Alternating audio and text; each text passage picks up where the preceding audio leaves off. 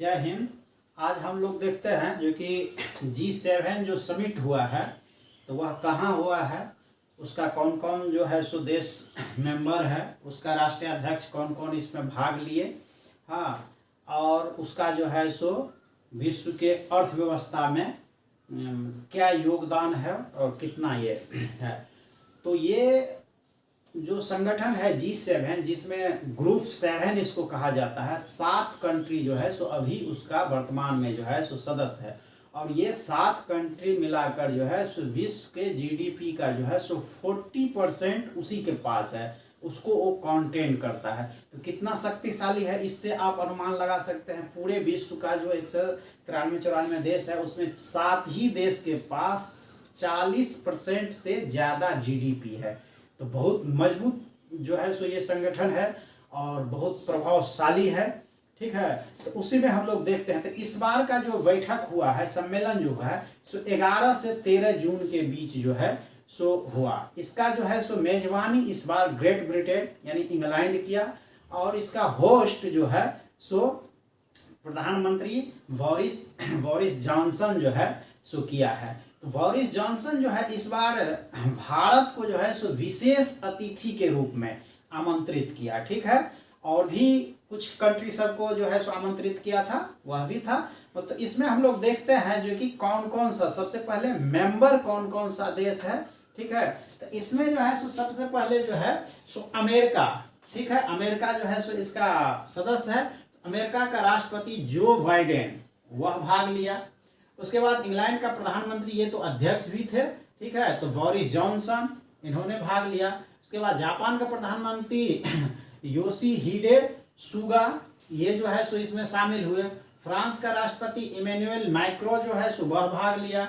उसके बाद जर्मनी का चांसलर जो है एंजेला मार्केल, वो भाग लिया। इटली का प्रधानमंत्री जो है सो ड्रैगी स्वार्न, ये भाग लिया। कनाडा का प्रधानमंत्री जस्टिन ट्रूडो, यानी ये 7 जो है सो इसका जो है सो अभी वर्तमान में इसका मेंबर है। बीच बीच में समय समय पर इसका संख्या घटते बढ़ता भी रहा है, उसके बारे में भी हम लोग आगे चर्चा करेंगे। इस बार का जो सबसे महत्वपूर्ण तथ्य है जो कि भारत को विशेष आमंत्रण दिया गया था, और ये सभी का ये है जो कि भारत भी इसमें शामिल हो, ये सभी का जो है सो आग्रह है। और भारत भी सोच रहा है जो कि इसमें हो सकता, शामिल हो सकता है। हालांकि इससे पहले से भी जो है सो कई बार इसको आमंत्रण मिलता था, मगर एक सिंपल आमंत्रण होता था। मगर इस बार का जो है सो आमंत्रण जो है सो वह विशेष आमंत्रण या विशेष अतिथि के रूप में उसको किया गया। तो क्यों आमंत्रित, विशेष अतिथि के रूप में भारत के प्रधानमंत्री नरेंद्र मोदी जी भाग लिए। इतने जो है ये सभी जो है वहां जाकर लिए, मगर कोरोना के महामारी के चलते जो है सो प्रधानमंत्री वहां गए नहीं, मगर वर्चुअली जो है सो इनको 3 सेशन में बोलने का मौका दिया गया, ठीक है। और तीनों सेशन में इन्होंने बोले, और इनके बोलने का जो है सो पूरे सभी समर्थन किया, जो ये प्रस्ताव वगैरह दिए उस पर। उसके बाद जो है सो दूसरा आमंत्रित था साउथ कोरिया का राष्ट्रपति मून जे-ई जो है सो वह भाग लिए। ऑस्ट्रेलिया का प्रधानमंत्री स्कॉट मॉरिसन भाग लिए, ठीक है। साउथ अफ्रीका का राष्ट्रपति साइरिल रामाफोसा, ये सशरीर नहीं पहुंच पाए थे, और सेशन वगैरह में भी शायद एक आध में ही भाग ले पाए किसी कारणवश जो है सो, हाँ, तो ज़्यादा ही नहीं। और यूरोपियन यूनियन का अध्यक्ष, ये जनरली रहता ही है, यूरोपियन यूनियन जो है सो उसमें आमंत्रित रहता ही है, तो उसका जो अध्यक्ष है वान डेयर लेन ने इसमें भाग लिया। तो हम बता रहे थे जो कि पूरे जीडीपी, विश्व के जीडीपी का जो है सो 40% जो है सो ये G7 ग्रुप का ही जो है ये मतलब कंटेन करता है। इसमें जो है सो प्रधानमंत्री मोदी जो है सो फर्स्ट सेशन को भी ये संबोधित किए, और लास्ट में जो है सो ये मुख्य वक्ता के रूप में भी जो है, चूँकि मुख्य अतिथि थे, ठीक है, आमंत्रित मुख्य अतिथि के रूप में ये थे, तो मुख्य वक्ता के रूप में भी बोले, और उसका बहुत ज़्यादा जो है सो सराहना किया गया प्रधानमंत्री मोदी। तो जब ये वन अर्थ वन हेल्थ का जो संदेश प्रधानमंत्री जी ने दिए, तो जर्मनी का चांसलर जो है सो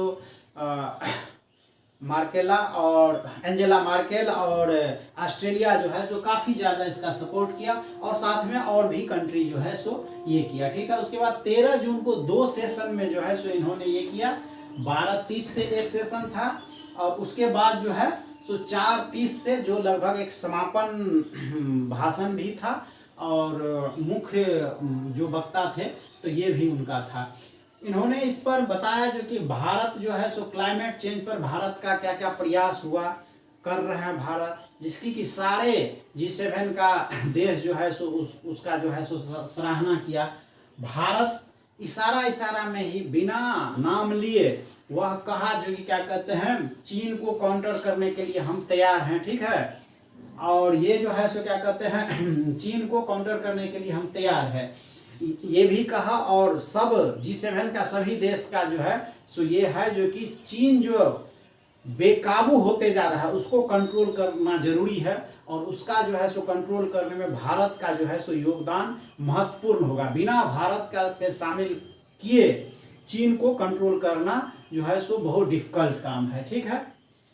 उसके बाद मुख्य वक्ता के रूप में प्रधानमंत्री जी जो है सो सबसे पहले कहे फर्स्ट जो है सो सेशन में कोविड-19 के दूसरे लहर में भारत को सपोर्ट करने वाले सभी देश को हम अपने तरफ से, अपने देशवासियों के तरफ से धन्यवाद देते हैं। इससे सभी जो है सो बहुत ज़्यादा प्रसन्न हुआ। हाँ, उसके बाद कहा भारत भविष्य में होने वाले किसी भी महामारी के वैश्विक प्रयास का समर्थन करता है। तो भारत का तो हमेशा प्रयास रहा है वसुधैव कुटुंबकम, तो ये निश्चित रूप से ये है, उसी चीज को प्रधानमंत्री जी ने बोले, ठीक है। उसके बाद मानवता के लिए ये बोले जो कि मानवता के लिए एक पृथ्वी और एक स्वास्थ्य का हम संदेश देते हैं, ठीक है।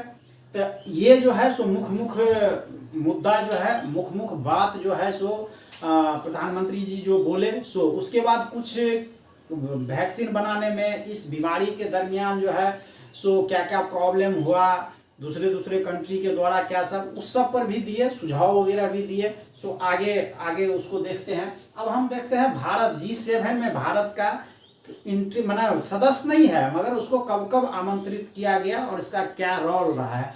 तो सबसे पहले 2003 में जो है सो भारत को जो है G7 की तरफ से आमंत्रण मिला, यह माना एक साधारण आमंत्री के रूप में जो है सो वहाँ थे। उसके बाद 2004 से लेकर 2009 तक लगातार जो है सो भारत को आमंत्रण मिलता रहा, भारत उसमें जो है सो भाग लेता रहा। उसके बाद 2019 से लगातार यानी ये 21 हुआ, इसमें भारत को जो है सो आमंत्रित किया जाता रहा है। इस बार जो है सो विशेष अतिथि के रूप में और मुख्य वक्ता, विशेष अतिथि भी और मुख्य वक्ता के रूप में जो है सो भारत के प्रधानमंत्री नरेंद्र मोदी जी को जो है सो आमंत्रण मिला हुआ था, ठीक है। अब G7 का जो है सो इस बार का जो मुद्दा रहा, मेन फोकस जो है सो उसका कोरोना पर रहा। इसमें जो है सो इतना ज़्यादा जो डैमेज हुआ है पूरे विश्व का, तो ये मानव निर्मित तो नहीं है, कहीं लैब से जो है सो लापरवाही के चलते तो निकला हुआ नहीं है या प्राकृतिक रूप से है, इसकी जांच होनी चाहिए। जो यह WHO का अध्यक्ष जो है सो डॉक्टर टेड्रोस, जो चीन के साथ मिला हुआ था, लिपापोती कर रहा था, अब G7 के दबाव में आकर वह कहा है जो कि नहीं, चीन को कोऑपरेट करना होगा और उसके तह तक जाना होगा, जड़ तक जाना होगा।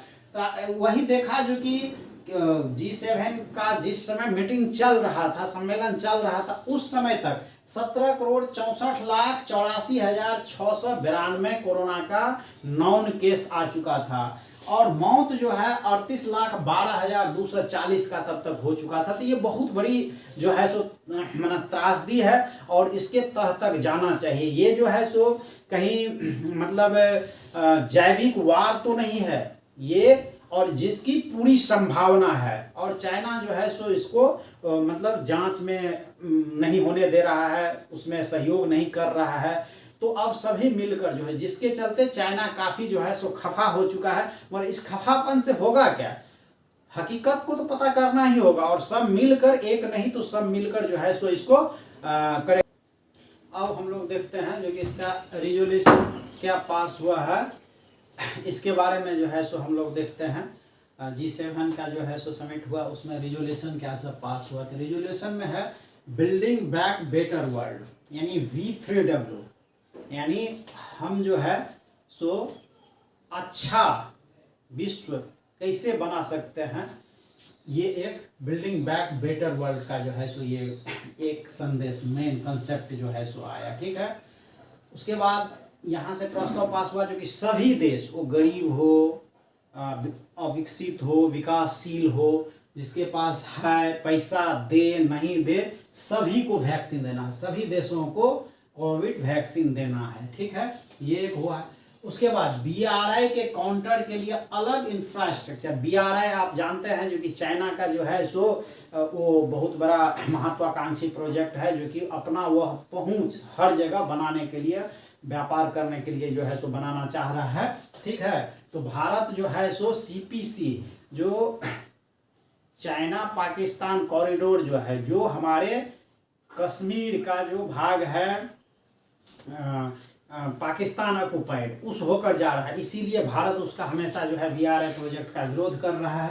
ठीक है, तो उसके काउंटर के लिए जो है सो अलग से इंफ्रास्ट्रक्चर प्लान बनाया है। ठीक है, V3W यानी डेवलपिंग कंट्री के लिए $40 ट्रिलियन के नीड को फुलफिल करेगा 20 से 30 तक, यानी 2030 तक जो है सो ये सभी देश जो है डेवलपिंग कंट्री वगैरह, उसको जो है सो अपना इंफ्रास्ट्रक्चर डेवलप करने के लिए जो है सो $40 ट्रिलियन का जो है सो आवश्यकता होगा। तो ये G7 का कंट्री जो है सो कहा है, उसको हम लोग मिलकर फुलफिल करेंगे। ठीक है, उसके बाद जो है सो ये भी कहा गया है, ये सिर्फ चाइना के काउंटर के लिए नहीं है, बल्कि विश्व के विकास के लिए है। ये जो बनाया गया है V3W के तहत जो बनाया गया है, तो यह केवल ये नहीं है जो कि उसके काउंटर के लिए हम कर रहे हैं, बल्कि हम विश्व के विकास के लिए कर रहे हैं। ठीक है, तो V3 के तहत क्या क्या चीज और सब होगा, तो इसमें क्या क्या चीज V3W के तहत इनिशिएटिव, किसी चीज का इनिशिएशन करने के लिए जो है उसको प्रोत्साहित किया जाएगा, पैसा दिया जाएगा, वो मोबिलाइज उस काम के लिए प्रोत्साहित किया जाएगा। प्राइवेट सेक्टर को जो है सो कहा जाएगा, प्राइवेट सेक्टर से रिक्वेस्ट किया जाएगा, private sector to invest in climatic जो बात है उसमें जो है सो वह इन्वेस्ट करे, स्वास्थ्य पर खर्चा करे। ठीक है, डिजिटल टेक्नोलॉजी को आगे बढ़ाने में अपना वो पूंजी लगावे। ठीक है, जेंडर यानी मेल और फीमेल में जो है सो समानता का भाव हो, समानता लाने के लिए जो है, और दोनों को समान अधिकार मिले, इस पर जो है सो ये प्रस्ताव पास हुआ है। इन BRI चाइना जो है इसके लिए ऑलरेडी इन्वेस्ट कर चुका है। कितना? इन BRI चाइना इन्वेस्ट $3.7 ट्रिलियन और 26 इंफ्रास्ट्रक्चर का प्रोजेक्ट पर जो है सो ये इतना इन्वेस्ट कर चुका है। जो आपको पता है पाकिस्तान से जो है सो CPC बना रहा है, उस पर खर्चा किया है। श्रीलंका में जो है सो हवनटोटा बंदरगाह, उस पर खर्चा किया, और पैसा, और ये पैसा जो है सो ये जहाँ भी खर्चा करता है ये अपने तरफ से नहीं करता है, ये लोन के रूप में देता है, वो भी हाई इंटरेस्ट रेट। और जब वह लौटा नहीं पाता है तो कहता है वह चीज़ मेरा हो गया। ठीक है, यानी 99 साल के, जैसे हवनटोटा बंदरगाह को 99 साल के लिए लीज पर ले लिया, और साउथ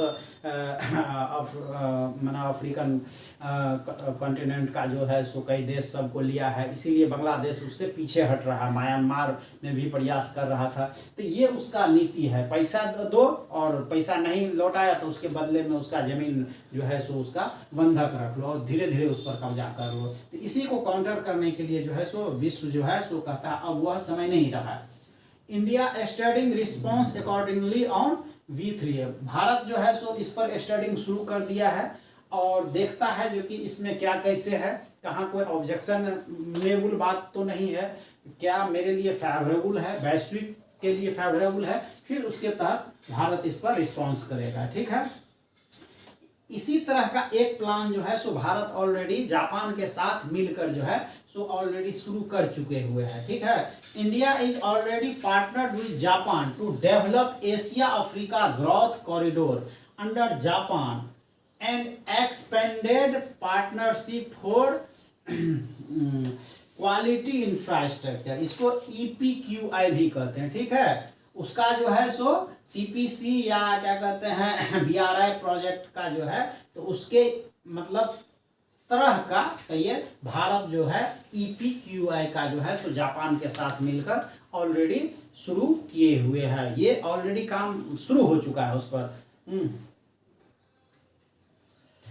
अब देखते हैं इसमें जो है सो G7 में जो है सो चाइना के अगेंस्ट बहुत ज़्यादा सभी जो है सो गुस्से में था, सभी राष्ट्रीय अध्यक्ष, और चाइना के अगेंस्ट जो है सो चूँकि चाइना खचरे कर ही रहा है तो उस पर देखते हैं क्या क्या जो है सो। सबसे पहले चाइना को घेरा उइगर मुस्लिम, सिंगयांग प्रांत जो है सो चाइना का है, वहाँ मुस्लिम जो है उसका जो है सो कोई मानवाधिकार नहीं है, ठीक है, उसको जो है सो कैंप में रखा गया है, ठीक है। अब लड़की है उसको जो है सो स्कर्ट पहनाता है, ठीक है। मौलवी जो है सो वो दाढ़ी नहीं रख सकता है, रोजा नहीं रख सकता है, सुअर का मांस बनाकर जो है सो उसको खिलाया जाता है पंक्ति में। उसका जो है सो ये कुरान जो है वह अपने अनुसार कुरान चाइना भाषा में लिखा गया है और चाइना के फायदा के लिए क्या है वह उसको पढ़ाया जाता है, ठीक है। तो ये उस पर जो है और इसके लिए जो है उइगर मुस्लिम पर जो है अत्याचार जो कर रहा है उसके लिए उसको घेरा। उसके बाद हांगकांग पर जो है सो अत्याचार जो है जो वहाँ प्रजातांत्रिक ही था तो उसको जो है सो ये अपना एक प्रांत बनाकर जो इंग्लैंड जो लिए हुए था 100 साल के जो है सो इस पर मतलब लीज पर, तो इंग्लैंड हैंड ओवर किया, मगर उसमें था 50 यानी 2050 तक जो है सो हांगकांग प्रजातंत्र ही रहेगा, लोकतंत्र के तहत ही वहाँ ही होगा। और उसके बाद धीरे धीरे वह जो है सो अपना चाइना में चाहे तो चाइना के अकॉर्डिंग चल सकता है, ठीक है। तो उस पर भी जो है सो बहुत ज़्यादा। उसके बाद सबसे बड़ी अभी क्या है अनफेयर फॉरेन इकोनॉमी पॉलिसी। ये क्या कर रहा है अभी, जैसे देखिए सरसों तेल का दाम बहुत ज़्यादा बढ़ रहा है, ये जो है एक कारण तो इसका ये है जो कि अमेरिका और कनाडा वगैरह में जो जहाँ इसकी खेती ज़्यादा होती थी वहाँ जो है सो सूखा वगैरह पड़ गया, जिसके चलते थोड़ा सा कम हुआ है, थोड़ा नहीं बहुत ज़्यादा कम हुआ है, और उसके चलते एक स्कार्सिटी है। जब ये देखा वहाँ स्कार्सिटी ये कम है तो सभी देश से जो है सो ये अपना खाद्य तेल मंगाकर और उसको जो है स्टॉक कर रहा है, कर लिया है। और उसको फिर जब देखेगा पूरे देश में त्राहिमाम हो गया है पूरे विश्व में, तब ये जो है सो अपने मनमाने रेट पर जो है तो इसके लिए भी उसको घेरा गया। उसके बाद ताइवान का इशू जो है उसके लिए घेरा गया। साउथ चाइना सी में जो ये अपना दादागिरी करते रहता है तो इसलिए कहा गया है जो कि नहीं वहाँ फ्री आवाजाही जो है। साउथ चाइना सी पर जो है क्वाड का जो ये चारों देश जो है भारत, जापान, अमेरिका और ऑस्ट्रेलिया जो बनाया है तो उसके अगेंस्ट जो क्या कहते हैं ये कर रहा है चाइना, तो उस पर भी जो है उसको लता रहा है, ठीक है। उसके बाद जो है BRI के काउंटर के लिए अलग से इंफ्रास्ट्रक्चर प्लान जो इससे आगे बना चुके हैं।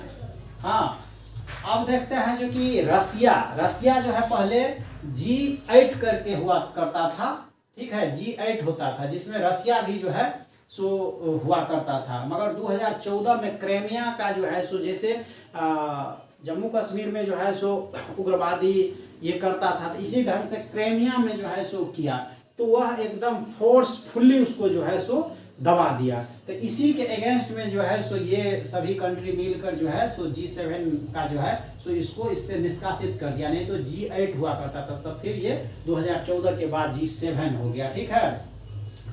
तो और इसको माना चाहता है, इससे बात करता है G7 मगर उसको आमंत्रित नहीं करता है। उसका कारण क्या है तो उसका G7 का कहना है जो कि रसिया जो है सो जो भी डेमोक्रेटिक कंट्री है उसमें वह अनफेयर जो है सो मतलब ये इन डेमोक्रेटिक कंट्री में है इंटरफेयर करता है, ठीक है।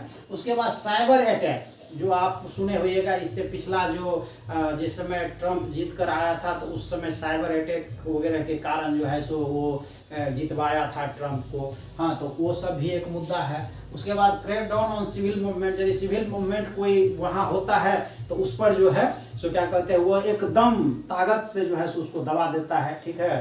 तो इस सब लेकर जो है सो थोड़ा सा रसिया से जो है सो खफा हुआ रहता है G7 का कंट्री।